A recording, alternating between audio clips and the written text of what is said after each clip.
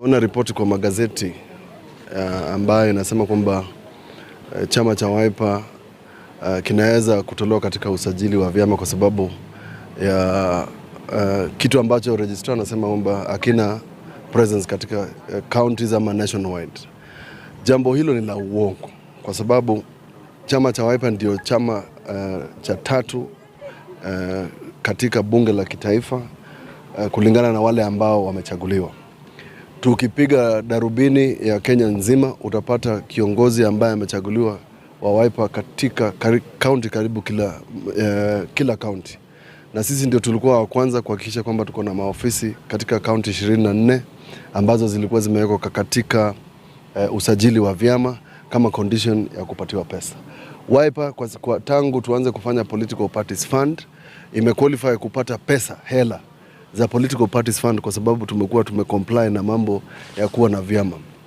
Kulinganisha chama cha Wiper na chama cha mtu kama Charity Ngilu ni kama kutupaka matope kwa sababu sisi tuna viongozi ambao wamechaguliwa, tuna maofisi na kila ofisi ambayo imefunguliwa, na Mheshimiwa Kalonzo alifungua nyingine Malindi na ametembea akafungua nyingine Meru.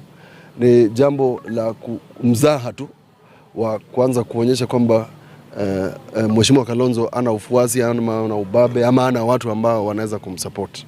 Kwa hivyo tunamuuliza registrar kabla hajaenda kwa magazeti atafute ofisi zetu ili tumpatie ripoti kwa sababu ile ripoti yako nayo ni ripoti ambayo hatujui ameitoa wapi. Kwa hivyo ni vibaya kusema vitu ambavyo registrar mwenyewe hawezi kudhibitisha.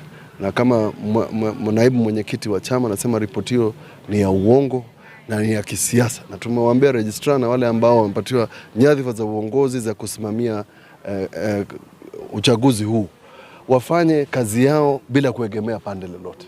Hiyo ndio njia ambayo tutahakikisha kwamba uchaguzi ambao unakuja wa 2027 uko na uhuru na uko na haki.